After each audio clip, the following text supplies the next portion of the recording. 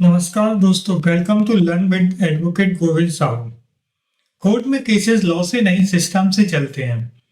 आज हम ये समझेंगे कि एक केस कोर्ट के अंदर कैसे ट्रैवल करता है, क्योंकि अगर आपको केस का फ्लो नहीं पता तो आप हर बार हियरिंग में सरप्राइज होते रहेंगे। आज का फोकस ये है केस फाइल रजिस्ट्री से जज तक कैसे पहुंचती है और बीच में कहां अटकती है। लॉ बुक्स आपको केस फ्लो एक स्ट्रेट लाइन में दिखाती है। रियलिटी में केस फ्लो जिगजैग होता है, इंटरप्शन से भरा होता है और रजिस्ट्री ड्राइवन होता है। इसलिए जो एडवोकेट सिर्फ हियरिंग के दिन एक्टिव होता है वो हमेशा लेट होता है। Filing and registry. Cash flow का पहला गेट होता है रजिस्ट्री, जहां पर हम केस को रिप्रेजेंट करते हैं या फाइल करते हैं। रजिस्ट्री सिर्फ डॉक्यूमेंट चेक नहीं करती, केस की लाइफ सेट करती है। रजिस्ट्री देखती है कि जो आपने केस फाइल किया है उसका जुडिक्शन सही है कि नहीं है, उसकी कोर्ट फीस सही जमा है कि नहीं है, उसमें जो केस फाइल आपने फाइल किया है वो लिमिटेशन पीरियड के अंदर किया है कि नहीं किया है, जो केस फाइल आपने प्रेजेंट की है वो प्रॉपर फॉर्मेट में है या नहीं है, एनेक्सर्स उसमें प्रॉपर लगे हुए हैं कि नहीं लगे हुए हैं, एनेक्सर्स के अकॉर्डिंग वहां पे डॉक्यूमेंट फाइल है या नहीं है। यहीं पर सबसे ज्यादा केसेस डिले होते हैं, रिटर्न हो जाते हैं और वीक हो जाते हैं। रजिस्ट्री को लाइटली लेना फ्यूचर में जज को इरिटेट करता है। जूनियर्स की कॉमन रजिस्ट्री मिस्टेक्स क्या होती हैं? जूनियर्स एडवोकेट ये गलती करते हैं, ऑब्जेक्शन को पर्सनल ले लेते हैं, रजिस्ट्री हिसाब से बहस कर लेते हैं, इनकम्प्लीट रीफाइलिंग करते हैं और अर्जेंसी का गलत यूज कर लेते हैं। रजिस्ट्री से लड़ने वाला एडवोकेट जज के सामने वीक पड़ता है। Listing and cause list. जब हमारा केस फाइल रजिस्टर्ड हो जाता है रजिस्ट्री के पास, तो नेक्स्ट स्टेप आता है प्रेजेंटेशन होने के बाद लिस्टिंग और कॉज लिस्ट का। रजिस्ट्री के बाद केस जाता है लिस्टिंग में।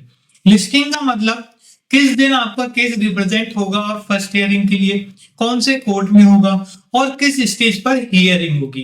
कॉज लिस्ट सिर्फ शेड्यूल नहीं होती, कॉज लिस्ट कोर्ट का मूड बोर्ड होती है। स्मार्ट एडवोकेट कॉज लिस्ट पहले पढ़ता है, अपनी पोजीशन समझता है और आर्गुमेंट उसके हिसाब से एडजस्ट करता है। लिस्टिंग एंड कॉज लिस्ट के बाद हमारी आती है हियरिंग की स्टेजेस। केस फ्लो में हर हियरिंग एक जैसी नहीं होती, जनरली स्टेजेस होती हैं। हियरिंग की वेरियस स्टेज होती हैं, जैसे admission stage, notice stage, reply stage, evidence stage, argument stage, order stage. हर स्टेज का पर्पस अलग होता है। हर स्टेज पर फुल केस मत सुनाइए जज को, सिर्फ ट्रेशोल्ड पॉइंट पर रखिए। हर स्टेज में ओवर आर्गुमेंट केस को डिले और डाइल्यूट करती है। हियरिंग स्टेज के बाद आता है order and next movement. Order सिर्फ एंड नहीं होता, वो अगला मूवमेंट डिसाइड करता है। एडवोकेट को यह समझना होता है ऑर्डर से क्या अचीव हुआ, क्या क्लोज हुआ और नेक्स्ट स्टेप क्या है।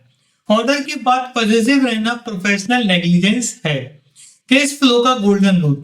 एक सिंपल रूल याद रखिए, केस वही जीतता है जो केस के फ्लो को कंट्रोल करता है। लॉ तब काम करता है जब आप सिस्टम के साथ सिंक्रोनाइज्ड हो।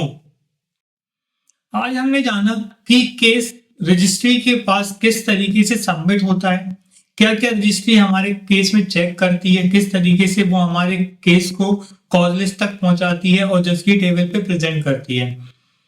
मिलते हैं नेक्स्ट कॉन्सेप्ट के साथ। हमारा आज का प्रैक्टिकल टास्क क्या है? तो आज का प्रैक्टिकल टास्क है, नंबर 1 है, मेरा केस ज्यादा कहां अटकता है, फाइलिंग में, लिस्टिंग में या हियरिंग में, ये आपको नोट करना है।